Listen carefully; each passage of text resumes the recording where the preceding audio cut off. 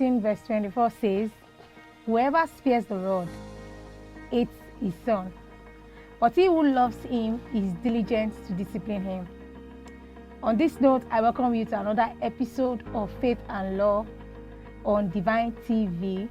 I mean your humble host, Joy Bakare-Ojoko. Not forgetting that on this program we talk about the similarities and differences between the law of our land and our various religions.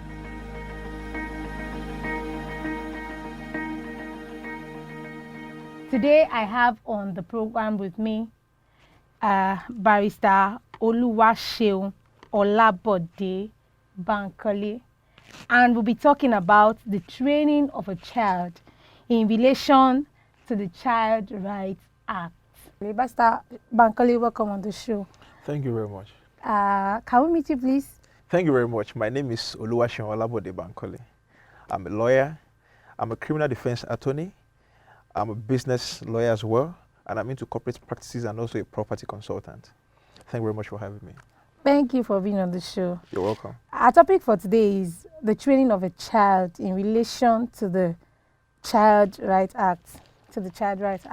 Barrister Bankole, when I introduced you the other time, I read a particular Bible verse that says, Proverbs 13 verse 24, "Whoever spares the rod hates his son, but he who loves him is diligent to discipline him."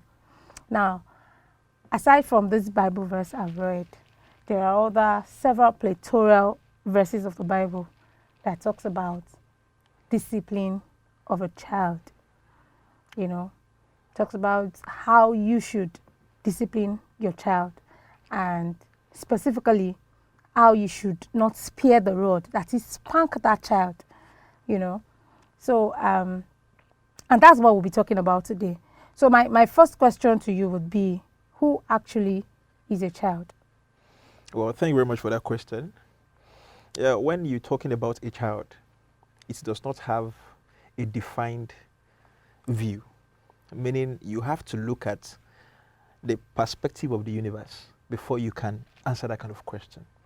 Now, this particular definition I will give to you has a religious undertone because it is from United Nations Convention of the Right of a Child, which was conceived by a Christian, happens to be a missionary, I think Eglatan Jeb, around 90s, but which was adopted and received by so many countries over the years. And from this convention is where the right of every child flows from and define a child as well. According to that convention, which is the mother of all conventions, a child is defined as someone who is below 18 years. Meaning when you are below 18 years, you are seen to be a child, you are perceived to be a child. And there are so many rights accrued to you by being a child. And for the sake of this show, not to take much of our time, this particular convention underpins its article on just 4 solid grounds, meaning a child must not be discriminated, which is Article 2 of the convention. Every decision that will be made must be at the best interest of a child. Article 3, rights to life, survival, and development. Article 6, then respect for the views of a child. Article 12. So under these 4 shoulders, where this convention is relying solely, we could filter survival, protection, development, and participation rights of a child. So whoever happens to be a child should enjoy these 4: survival, protection, development, and participation. I hope that answers the question. Yeah, it does. Thank you for that definition of a child. So I would want to ask, as a Christian, we know that the Bible does not minds his word as to how and when to discipline a child. Now, I want you to tell us what your take is on what the religious part of this topic talks about. Okay. Now, this particular question you're asking falls under the developmental right of a child. A child has a right to develop. And when you want to develop as a child, so many things come to play. You being a parent, you being a father, or you being a child, and at large the society, they have a major role to play when it comes to developing a child. So if we're talking about discipline a child now, it comes back to us. And talking about sparing the rod, I think that particular Bible verse, which is Proverbs, has not just one meaning. It has, in my own opinion, and according to the law, it has two meanings. Because when you concretely think about that Bible verse, talking about a rod, then that will take us to the story of a good shepherd who uses his rod not to beat the sheep alone, but to direct them on where to go as well. So in that particular perspective now, the rod is doing two things at the same time. You can call a child to order with the rod, and you can as well direct him to where to go, or to even, if, let's say you have your sheep and there is a danger looming, you can use the rod as well to chase away that danger from the sheep, aside the fact that you use the rod to direct them. So talking about using the rod on a child now, the law permits that you develop your child, even if it will entail you spanking the child, but it must be done reasonably. I don't know if you get what I'm saying. It must be done reasonably. So if you want to beat a child, to call him or her to order, it is expected of you as a parent to do it in such a way that it won't lead to maybe bodily injury, because it is against their right to be bodily injured or to be brutalized. So the law does not frown at you using your rod or your cane or your whatever it is on a child, but it must be reasonable. So basically what you've tried to explain to us is that the rod didn't actually mean to spank the child alone. Yes. It could also mean to direct the part of the child. Yes. Okay. Yes. Thank you for that deep explanation. Thank you very much. So that would lead me to my next question, where I would ask you, what is this Child Rights Act all about? Yeah, well, can you give a definition of it? What does it mean to a layman? Okay. I will take us back to my previous background explanation. Okay. You know, I told you the United Nations Convention on the Right of a Child was conceived by a Christian. I made mention of the name, and how it has been accepted by so many countries, and it happens to be the mother of all acts or laws concerning a child. Now, this law was put in place to protect the interest of a child. I told you what we could filter from the old summary of the United Nations UNCRC: protection, survival, development, and participation. Now, these laws and acts, they seek to guide what we should do as a society, as a parent, to help a child come to our age. Under the law, and even from the Bible, let's look at Moses, for example.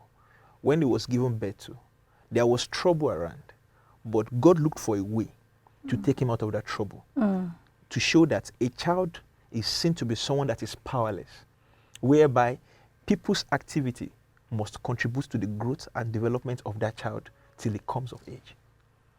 So the Child Rights Act, laws in various states now talking about a child, seeks to protect, develop, make a child participate, and help them grow to become an adult, where they can now be useful to the society in return. Okay. So basically what you said is that the Child Rights Act is the rule that guides a child from that infant age till they are 18. Yes. Basically. Yes. Thank you very much. So I'd want us to talk about the welfare of a child. Okay. What does the Child Rights Act say about the welfare of a child? Okay. The welfare of a child now goes to the root of being a child. There are different demands that being a child come with. When you're talking about welfare, we talk about housing, right to stay alive, education, participation, not to be discriminated. There are some child that were born into a poor family, some into a rich family, but society find a way to bring them together. With that understanding, an adult who is in charge of them should not discriminate based on that. It is part of the welfare of a child. when a child is being intimidated, it affects them. When a child lives in an environment that does not help growth, it affects them. So welfare of a child still comes to welfare of an adult, but the child's own is even more sensitive, because the decisions that we make about a child, about ourselves when we have a child, is different from what we make when we do not have a child. Because a child must be considered. They must be given right to education. A kid of 2 years or 3 years cannot make a choice of school. You as a parent will make a choice of school for him. Sometimes you talk to them about career, on the best choice to make, on trending careers that is in line with reality. That is your role as a parent to a child, which contributes to the welfare of a child. But most people will strictly interpret welfare to be just living in a good house, when he can eat. Although the law makes provision that a child must be provided for whatever he needs to eat, not what he wants to eat, what he needs to eat. If my viewers understand the difference between want and need, they will know that a parent is supposed to provide for a child what he needs, e.g., a good house, good food, good water, good education, things that will make him grow well, things that will make him responsible. That is where responsible parenting comes in. When you monitor what your child is doing, that is part of the welfare. Because what they take in as a child is what they will produce when they are old enough. So that is like basic, explanation of the welfare of a child and how we as parents or as a society contribute to that welfare to make them be better. Of a child. Okay. Thank you very much, Barrister Bankole, for that explanation. Before I go on the next question, we would like to go on a very short break. Stay with us. We'll be right back. Enjoy inspirational, informative, and soul-lifting Christian programs such as Christian Parenting and Homefront, Light After Darkness, Fulfilling the Mandate, Kids and Bible, Movies Review, Shepherd's Spouse, Kingdom Stars, Teens Perspectives, My Next Gospel Event, and lots more on Divine Television. Download Divine TV mobile app on Google Play Store or watch on our YouTube channel. You can also visit www.tvdivine.net. Divine TV, enriching souls through the gospel of Christ.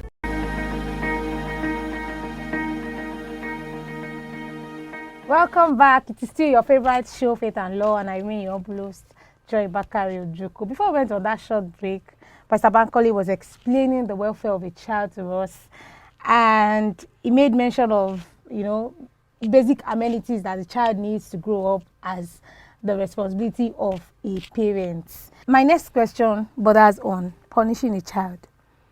The other time I read a particular verse that talks about punishing a child.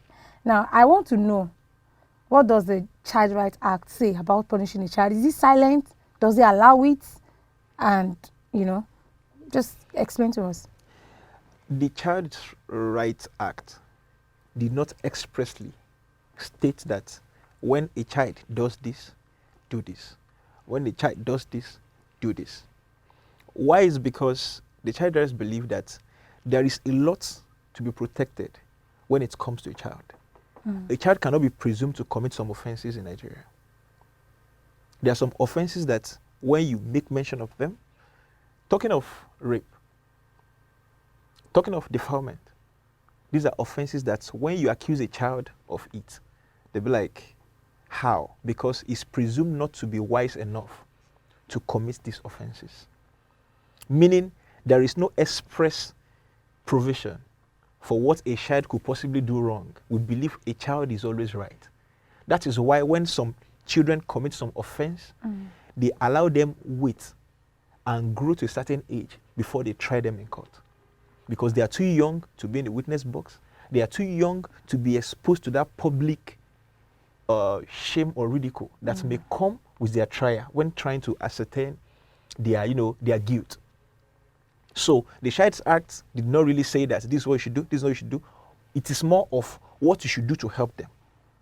What you should do to help them. So punishing a child now, you can trace to the Bible as well. You already read it in Proverbs. So also Psalm. Punishing a child, it has to be reasonable. You as a parent that you have a child, the law believes that you were once a child and there's some benefits that you enjoyed as a child. So you being a grown adult now, you should know the level or the extent of what you apply that will make a child come back to his senses. That is why I use the word reasonable. A child cannot come back from school late, and you think the best thing to do is to tie him to the ceiling fan. It doesn't commensurate with what he must have done wrong. Even if a child should steal, there are various ways you can, call him to order, instead of abnormally inflicting unnecessary injuries just to call him to order or to correct that mistake. Yeah, but Barrister Bankole, sorry Yes. to condition. I know that the law said, or let me rephrase.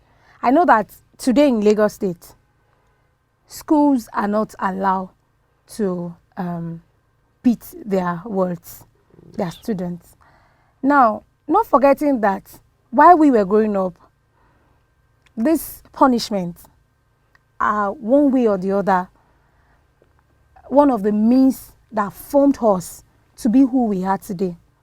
If you look at the society today, you can tell that the kids of nowadays are not as how do I put it? They are not as they are too strong-willed, much more than those of us in those days. We are easily influenced by our parents. Your parents can easily say, "Don't go there, don't do this," and you'd easily, follow the line and path of your parents. But kids of these days, we give them too much freedom and free hands. Don't discipline a child, don't touch a child, don't do this to a child. I would be of a school of thought that beat, but don't inflict bodily injury or harm to such child. What is your take on that? Do you think a child should even be flogged at all? I just want to have your own opinion on this issue. Well, my personal opinion outside the law now, as a Christian, I believe you've said it all. The upbringing we had when we're coming up, the beating and the punishments and all that, gave us this spirit of fear that when our parents are talking to us, we listen to them. Yeah, and respect. But most times we quickly say that it is we evolve, development, modernization. That is why we can confidently instruct a school not to beat a child. Well, in as much as we want to align with the error in that particular law or practice, we have to look at the other side as well. Most teachers, I'm very sure before that law was passed, there must be at least a good number of reports on teachers making use of their position as a teacher to inflict unnecessary injury on what in school. True.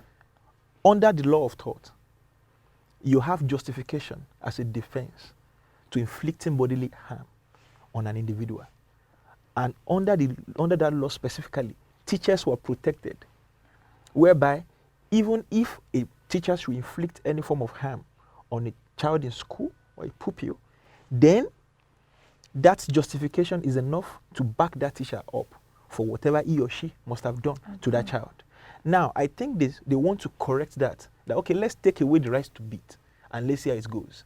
And I can say boldly that we can see the result of that now. From the issues trending and from the things that are coming into the internet space, it is clear that this remover of right to discipline a child is telling seriously on what these kids come up with.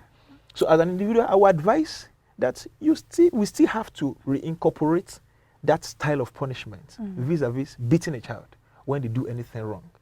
But to do it reasonably, it shouldn't be overboard. Yeah. It shouldn't be too small. But there should be a balance whereby a child will know that yes, he's being corrected for doing this. Then the punishment and the offense will commensurate. There will be a balance. I think it is. Thank you for that. Thank you for that. I think that suits my mind. So the next one I want us to look at is foisting the parents' religious belief or religion on the child. What does the Child Right Act have to say about this? Okay. Before I will go to that, we will talk about the Constitution, which says that you have an independent right to join an association, so far the association is not carrying out activities that is not in line with the law. That is why you can join a political party. It is in line with the law. We have NBA, Nigerian Bar Association. So far you're a lawyer, you can join. It opposes the law. We have so many associations that are doing the bidding of the law. that they are allowed to. But if you want to take it now to the right of a child, not to allow the religion of the parents to be foisted upon them, that may be hard. Do you know why? If you're a Christian and you give birth to a child, from age 1 till 18, or let me even say 15 now, to be on the, to be a little bit lenient, it will be hard for a child who is 15 to come home and tell you that, Daddy, I don't want to be a Christian. It is like part of some natural happenings that we cannot avoid, no matter what. We can't avoid it. A child born into a Muslim family will answer Kareem after 20 years, that he now has, his own fair share of freedom. He can choose, like, I'm not enjoying this religion, man. Let me, do something else. But the law does not permit that you must force a particular religion on a child, because they have freedom of association. They have freedom of religion, even the Constitution. Not to not talk of the Child Rights Act. But let's bear it in mind that the Child Rights Act seems to protect more. It's dictating for the parent more to do a particular thing for a child. Then when they graduate into the laws or other acts like the Constitution, the Criminal Code, the Penal Code, then the other laws will now come, take them from the Child Rights Act, they will hand them over to the matured laws. So sorry to cut you short. Let me understand you. Does it mean that the Child Rights Act is saying, see, don't foster your religion on your child. Wait till they are of age and they can decide which of the religion they want to do? Or is it saying, as a parent, make sure that your children are in line with your own religion, pending when they now grow up and decide to do whichever one they choose to? The Child Rights Act now. But before you answer that question, please hold that thought. Let's quickly go on a short break. Stay with us. Enjoy inspirational, informative, and soul-lifting Christian programs such as Christian Parenting and Homefront, Light After Darkness, Fulfilling the Mandate, Kids and Bible, Movies Review, Shepherd's Spouse, Kingdom Stars, Teens Perspectives, My Next Gospel Event, and lots more on Divine Television. Download Divine TV mobile app on Google Play Store or watch on our YouTube channel. You can also visit www.tvdivine.net.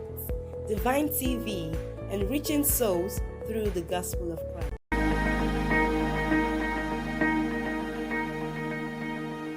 Welcome back, and it is still your favorite show, Faith and Law. I mean your humble host, Bakare-Ojoko.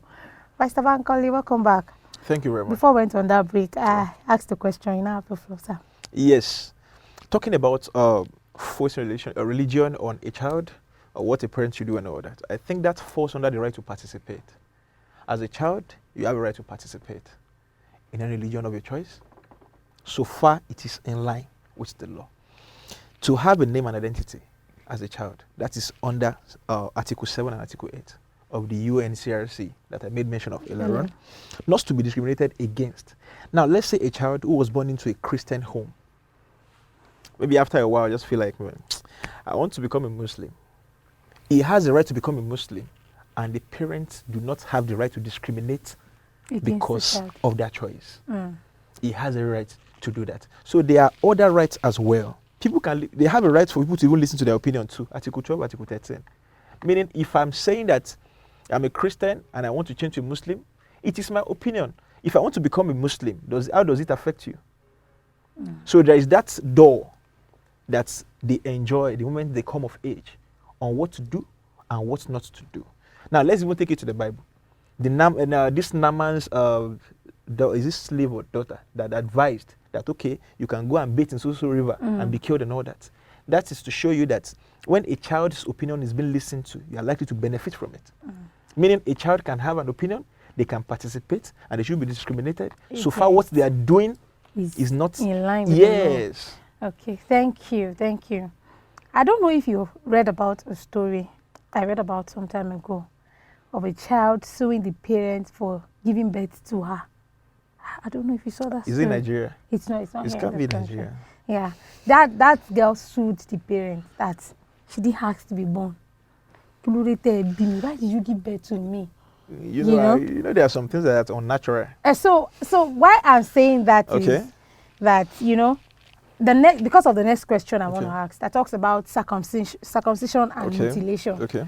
You know, when do parents have the right to circumcise a child, knowing that that child might grow up and not feel like I actually wanted to be circumcised? Okay. What does the Child Rights Act talk about when it comes to circumcision and mutilation of children? If you want to discuss that now, the Child Rights did not really say that you can't circumcise and all that. It is under tattoos and skin marks. Yes, when it comes to circumcision, it's still a skin mark. Yeah. When it comes to genital mutilation. mutilation, it's still under skin marks as well. Now, as it is, according to World Health Organization, circumcision of a man, I think, has some health benefits. When you want to create a law or make a law, it passed through the public opinion test, even the common sense test, it passed through it. Now, if a child would be circumcised to help him escape some kind of sicknesses, then it is acceptable. But the only one that is not in line with World Health Organization is that genital mutilation, because it has no health benefit. And even the Child Rights Act itself, Section 24, says that no person shall tattoo or make a skin mark or cause any tattoo or skin mark to be made on a child.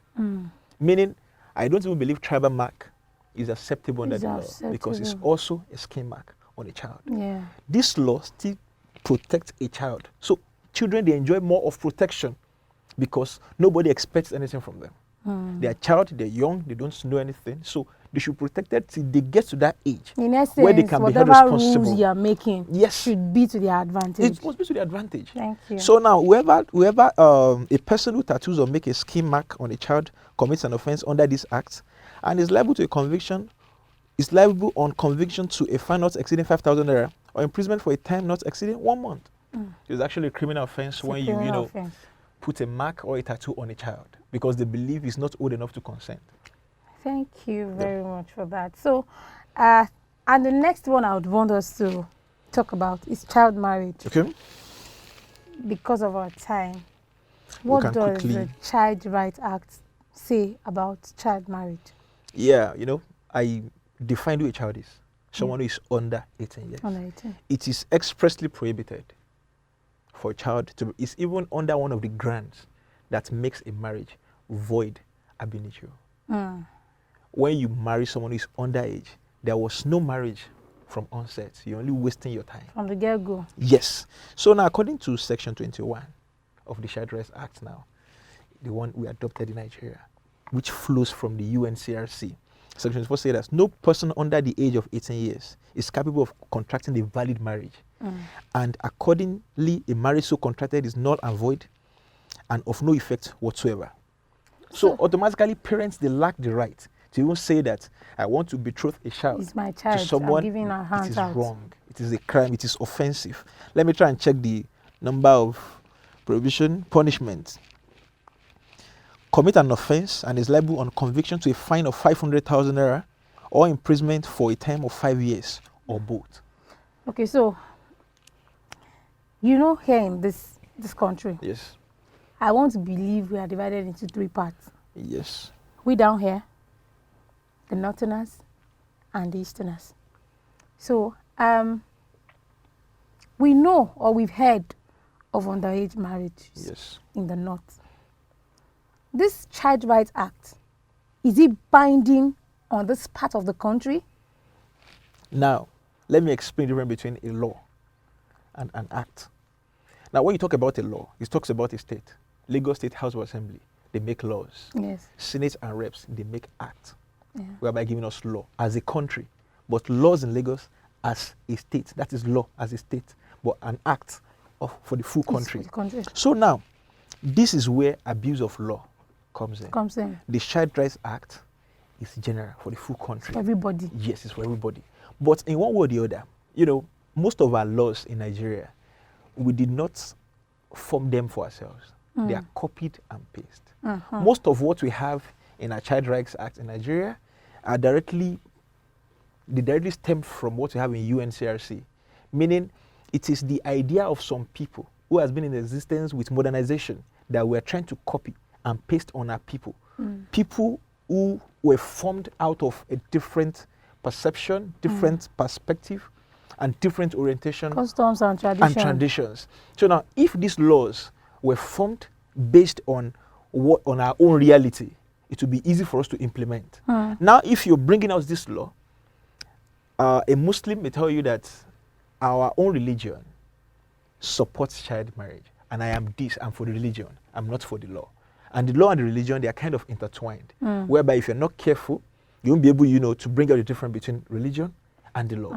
Now, in the northern part, most of them, they get married to kids. There was a case there and that was, kind of reigning, that was trending. A senator who was presumed to be a lawmaker who wants to marry an underage. It's really stirs so many arguments then that why will a lawmaker wants to do this when it's clear to him that it is against the law? But the defense was that I'm a religious person, I'm a Muslim, I have the right to do this. So religion now is one of the major reasons why there can't be any successful implementation of most of the laws that we have. Now look at the East now. They practice this issue of betrothal a lot. The East, they do it a lot.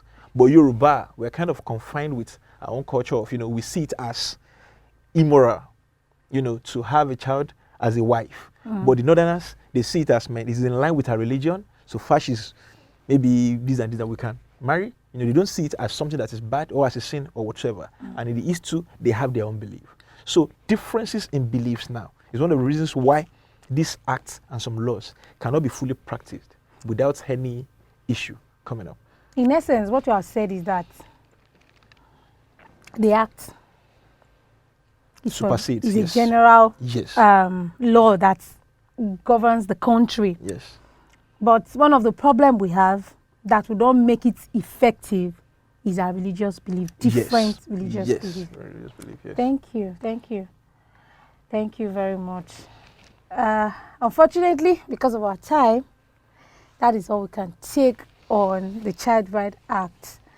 I have learned a lot from this, because I would think back and ask, why would one want to get married to a child? A child, this person, you're supposed or you're meant to protect this child. Yet it is someone who is old enough that wants to, marry such child. Thank you very much, Barrister Bankole, and I hope that when we call you some other time to grace us on the show, you'll be willing to come around. I will appreciate. Thank you very much. You're welcome. Thank you. Thank you. That's all we can take on today's episode. Don't forget to subscribe to our YouTube channel and follow us on all our social media platforms. This is still Faith and Law, and I remain your humble host, Bakare-Ojoko. See you same time, same station. Bye.